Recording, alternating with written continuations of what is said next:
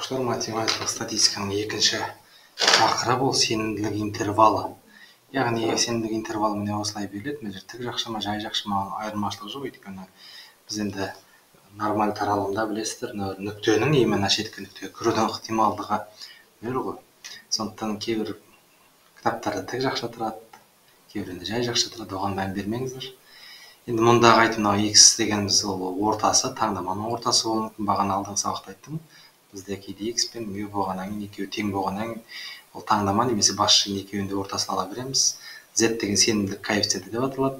Сигма ол жаңағы орташа квадраттық ауытқу. Егер сигма басшының сигмасы беріліп тұрса жақсы, берілмесе біз s квадратпен ана ығыспаған, дисперсияны ығыспаған бағасы арқылы есептеп аламыз. n деген таңдаманың көлемі болды. Енді осыдан бастап көрейік. Мысалы x кездесу шамасы сигма 3, сигма беріліп тұр, жақсы. Орташа квадраттық мен нормаль өстірген таңдаманың көлемі 36 және орта мәні 44,1. Егер бағалау сенімділігі 95% болса, μ-дің таңдаманың орта мәні сенімділік интервалы. Яғни былай дегеніміз есептің былай қойайықшы. Орта мәні 4,1. 4,1. Біз білеміз, нормаль таралымда былайынан кетіп жататын. Енді орта мәні. Біз осы μ-іміздің мынаған 95% осы 4,1 болу маңайында жататын 95% болуын сенімділігін табу керек. Яғни 4,1 μ дегеніміз интервал, мынау интервалда, мынау бір интервал, сол жағы осы аралықта жатудың ықтималдығы 95% болатындай осы интервалдардың шеткі нүктелерін табуымыз керекпіз. Енді есеп мағынасы солай болады. Енді міне формула бойынша x-іміз белгілі, z қана белгісіз.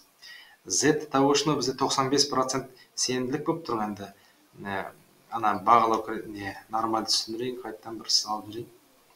Біз білеміз, нормаль қисығының астында жатқан түгелі бұл 100%, негізі 100%. Былайынан бөлетін болсақ, біз білеміз, мұн жағы 50%, мұн жағы 50%.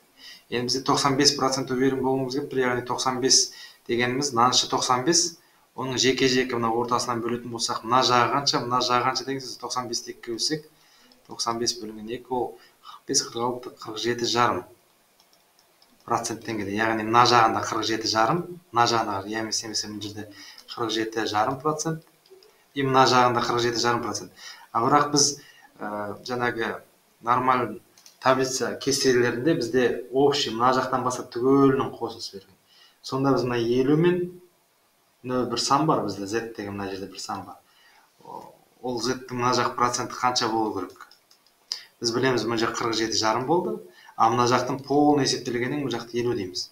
Сонда екеуінің қосындысы 50 плюс 47 жарым, 50 плюс 47 жарым проценттен алып отырмыз.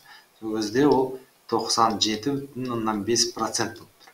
Ал бұны 97,5-ті кестеден қарайтын болсақ, кестеде сіздерде барлықтарыңызда нормаль таралымының кестесі тұр, оны 97 жарымды содан да қарайса болады, немесе астыңғы жағында кішкене кестеде тұр, оның үшін саған 0,975 P тең 0,975 процентпен солай болады.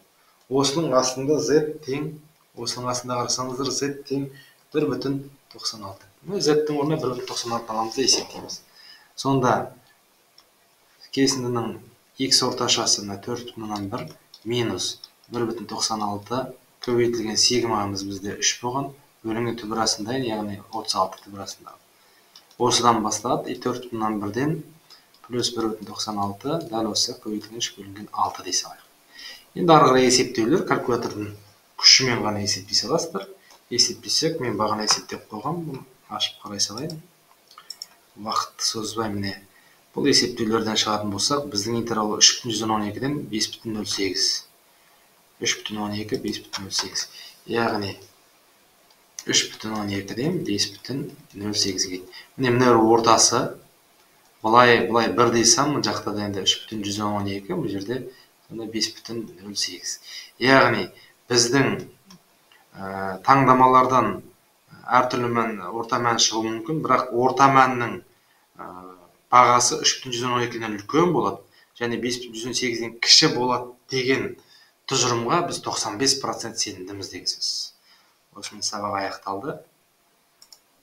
Сау болыңыздар.